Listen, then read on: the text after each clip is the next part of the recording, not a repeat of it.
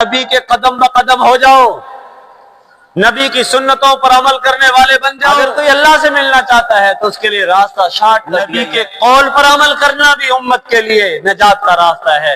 میرے نبی کے فعل اور عمل پر عمل کرنا بھی، اس کی پیروی کرنا بھی وہ اتباع سنت ہے۔ نبی کی ایک سنت پر عمل کرنا 100 شہیدوں کے برابر اجر و ثواب کمائے۔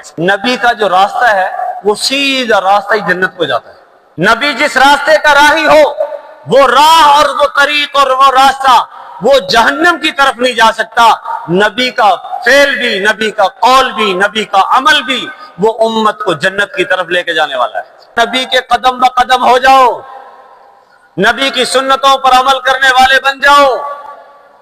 نماز ویسے پڑھو جیسے نبی پاک پڑھتے ہیں، روزہ ویسے رکھو جیسے نبی پاک نے رکھنے کا حکم فرمایا ہے، تمام معاملات اس طرح کرو جس طرح رسول پاک صلی اللہ علیہ وسلم نے ترتیب اور تلقین کی ہے۔